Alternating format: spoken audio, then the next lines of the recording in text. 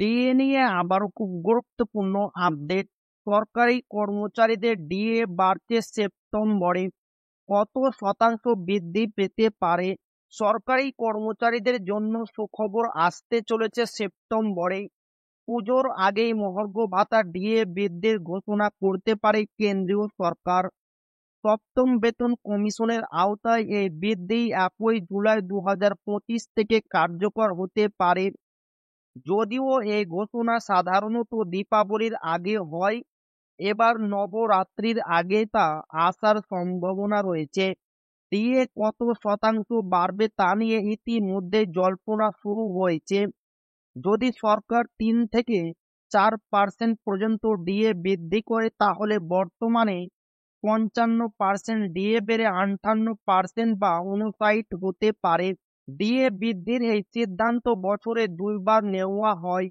জানুয়ারি মাসের ঘোষণা সাধারণত ফেব্রুয়ারি মার্চে হয় এবং জুলাইয়ের ঘোষণা সেপ্টেম্বর অক্টোবরে আসে। ঘোষণা আসতে পারে কিছুটা বিলম্ব হলেও কর্মীদের প্রাপ্য বকেয়া সহ বর্ধিত ডিএ দেওয়া হবে। মহার্ঘ ভাতা নির্ধারণের মূল ভিত্তি হল consumer price index for industrial worker, যা প্রতি মাসে শ্রম মন্ত্রণালয় প্রকাশ করে। এই সূচকের উপর ভিত্তি করে ডিএ এর হার গণনা করা হয়। বর্তমানে মুদ্রাস্ফীতির প্রবণতাও ডিএ এর উপর প্রভাব ফেলছে। মে 2025 পর্যন্ত সিপিআই আইডব্লিউ এর গড় নিশ্চিত না হলেও কৃষি ও গ্রামীণ শ্রমিকদের সূচক সিপিআই এল এবং সিপিআই আর এল সামান্য হ্রাস পেয়েছে, যা মুদ্রাস্ফীতির গতি নির্দেশ করে।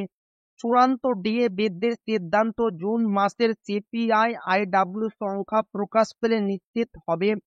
এরপরে কেন্দ্রীয় মন্ত্রিসভার অনুমোদন পাওয়ার পরেই এই ঘোষণা আসবে এবং কর্মীরা 1 জুলাই 2025 থেকে বকেয়া সহ বর্ধিত ডিএ পাবেন।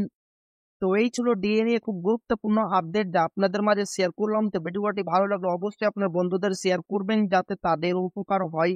আর আপনি যদি এখনো আমাদের চ্যানেলকে সাবস্ক্রাইব না করে থাকেন, তো অবশ্যই চ্যানেলকে সাবস্ক্রাইব করবেন এবং আমাদের পাশে থাকবেন। তো আবারও দেখা হবে ডিএ রিলেটেড খুব গুরুত্বপূর্ণ ভিডিওতে।